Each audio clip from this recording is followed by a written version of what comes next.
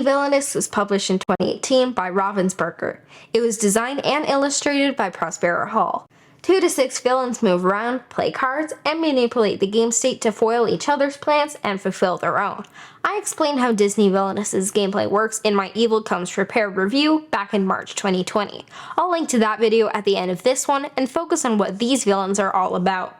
As I always do in these types of games, I'll give my thoughts on each character and what do I think, but here's how each villain wins. Captain Hook wins after defeating Peter Pan at the Jolly Roger. He must first unlock the Hangman's Tree by playing the Neverland map. Maleficent wins if she starts her turn by having a special card type, Curse, at each location in her realm.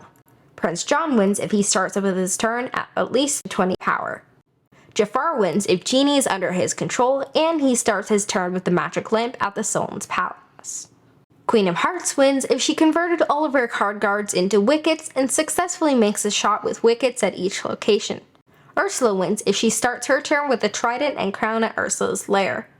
To break it down, move your villain, take actions, and do what it takes to fulfill your objective while doing whatever it takes to stop opponents from fulfilling theirs. That's Disney Villainous. Game length depends on the cards and players, but expect your first few games of Disney Villainous to be 75 to 90 minutes.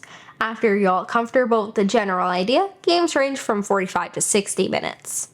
I find Villainous best with 3 players, which makes those expandable boxes so clever. With 4, it almost always lasts longer than an hour, and the game isn't deep enough to justify that.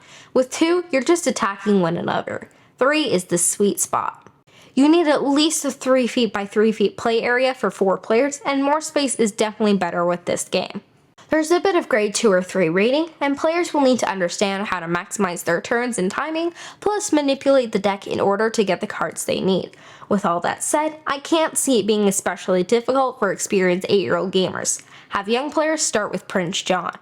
In our 6th game of Disney Villainous, our 18th total play in the series, I was Maleficent. I started with 2 curses in my hand and was able to gain a lot of power early. I put those curses out quickly, but was slowed down by Mom and Dad tossing strong heroes my way. I was so focused on that I didn't see Dad unlock Hangman's Tree as Captain Hook. After I cleared those pesky heroes, I slowed down just enough by fading him. Mom was already on her only location with an available fade action, meaning I knew I'd be safe. She couldn't do anything to stop me from winning. Disney Villainous has tons of replay value thanks to the 6 villains. Add the expandalones, and this can be a big part of family game night. The designers, Prospero Hall, have always done a great job capturing the villains' feel, and Jafar is one of my favorites. He needs to manipulate a lot of things before he puts his plan into motion, but is excellent at turning different situations into positive ones thanks to his Hypnotize card, his ability to bring cards back from the discard pile, and so on. Because of all this, he's best suited for experienced players. Captain Hook feels similar to Jafar in that he has some sneaky abilities, and you need to unlock a location, then get a card, in this case a hero, at another location. Bad luck can kill you though. Out of the 15 characters we have, he's 05. The only other winless characters, Hades and Mother Gothel, are both 03. It feels like he doesn't have enough ways to stop the number of heroes. Then again, he's fun to play, and the win-loss record doesn't stop us from trying.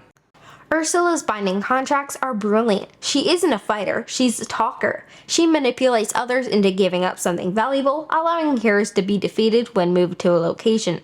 Ursula can also change into Vanessa, which means she can now move the lock from the palace to Ursula's lair. As Vanessa, you can't enter Ursula's lair, you drown, and vice versa.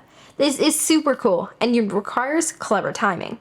Queen of Hearts is another character that is best saved for experienced villainous players, but wow, I love her. She is cruel to others because you will often have access to fate others and can manipulate the deck and all cards in her realm. Yep, even heroes. The shrink/enlarge mechanism means you tilt the card to reveal or cover action symbols at the top of your location board. Very cool. I mentioned the wickets earlier. You'll need to have a card guard at each location, then when activating, pay a power to rotate them sideways. Once all are on their side, play Take a Shot. Reveal the top 5 cards of your deck, win if the total cost is lower than the total strength of the 4 card guard wickets. See now why her deck manipulation is important? Maleficent is one of the easier characters to play because she's so powerful. At best, you're just inconveniencing her. Curses are tricky because they can be discarded. As long as others at the table are alert, you can keep her from dominating. I think she's a lot of fun. Prince John is great for beginners because gaining power doesn't require a lot of steps like Jafar or send you all over the place like Yzma. In a round, you may gain 6 power, then collect more while other players do their thing. Unfortunately, he has many enemies. Fate is not merciful on the phony King of England. With that said, you can imprison heroes and take the power back that they stole from you. Pretty cool. Disney Villainous is a card game with Take That, strategy, and a ton of replayability. I've enjoyed each Expandalone's 3 villains, and this doubles the options that you can experiment with. If I had to rank the characters, I'd say Ursula sits ahead of Queen of Hearts. Jafar is ahead of Maleficent and Prince John, 2 characters I feel equal about. Captain Hook is last, although that doesn't mean I dislike him. Someone has to be ranked last though. Villainous is one of my favorite accessible bash your neighbor games, more than Smash Up, and right there with Dice Throne. One issue with these two is that there is player elimination, which could rub some people, especially young gamers, the wrong way.